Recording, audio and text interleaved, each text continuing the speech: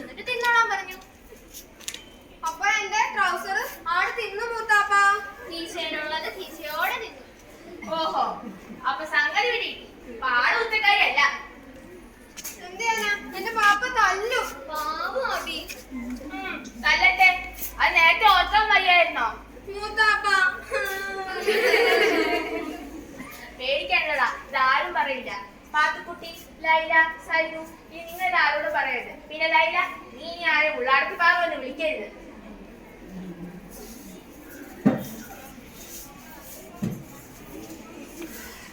ഞാൻ പുഴ വിളിക്കാൻ പോവുക. സൈനു, പാത്തുക്കുട്ടി, നിന്നോട് വന്നോളി. ഹായ് ഹായ്, എന്ത് രസാ പുഴയിൽ കുളിക്കാൻ. മൂത്താപ്പ എനിക്ക് വരണം പുഴയെ കുളിക്കാൻ. ഞാനും വരുന്നു. അതെന്താണ് കള്ള ബടുക്കൂസിനോട് നിങ്ങൾ ബാപ്പയുടെ കൂടെ കുളിക്കാൻ പോകേണ്ടിരുന്നത്? ഞങ്ങൾ മൂത്താപ്പയോടെ കുളിക്കാനാ കാത്തിരുന്നത്. അല്ലല്ല, കള്ളം. രണ്ടിന്റെ മുഖത്ത് ഒരു കള്ളലക്ഷണം ഉണ്ടല്ലോ. ഞാൻ പറയാം മൂത്താപ്പ, ഈ ലൈല എന്റെ കല്ല് പെൻസിൽ ഒടിച്ച് കഷ്ണം കഷ്ണമാക്കി. പാപ്പയ്ക്ക് ദേഷ്യം വന്നു, അതുകൊണ്ടാ ഞങ്ങളെ കുളിക്കാൻ കൊണ്ടുപോകാതിരുന്നത്. വടായി പറഞ്ഞ നിന്നതൊക്കെ മതി, വേഗം വാ.